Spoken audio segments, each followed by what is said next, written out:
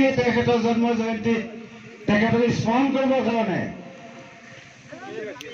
আহিবৰ কাৰণে সকলোকে মই সহযোগ কৰিবৰ কাৰণে আহ্বান জনাই মোৰ বক্তব্য আৰম্ভ কৰিছোঁ। ধন্যবাদ।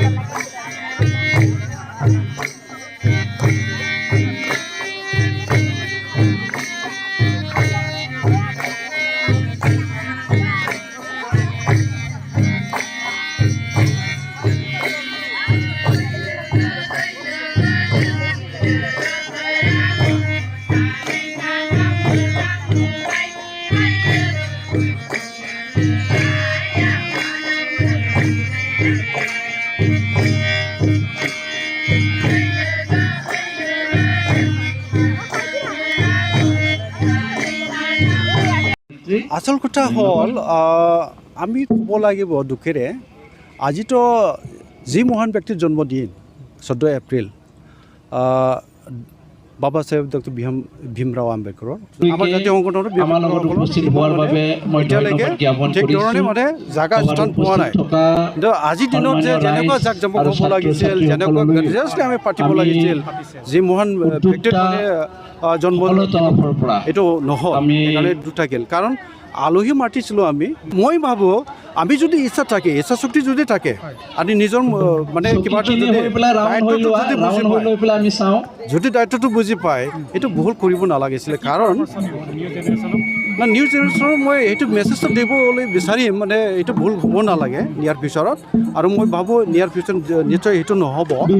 কাৰণ মানে আমি যিটো জানো আমাৰ মানুহবোৰ মানে বিহু বলীয়া হয় ন, মই মানে অসমৰ মানে বিহুৰ কাৰণে বলীয়া মানে কিবা হয়, জাতি হয় বুলি ক'লে বেছি কোৱা নহয়। কিন্তু মোৰ কোৱা কথাটো এনেকুৱা, ৰাতিপুৱা আমি গা পা ধুই 5টামান বজাত উঠি পিনি গা পা ধুই আমি ঘৰত পূজা, বাথৌ পূজাই হওক বা কিবা পূজাই হওক, ভগৱানৰ নামত প্ৰাৰ্থনা জনোৱা হওক, আৰু এনেকুৱা গাঁৱত যদি পূজা আছে এইবোৰ আমি কৰিব পাৰোঁ, কোনো কথা নাই।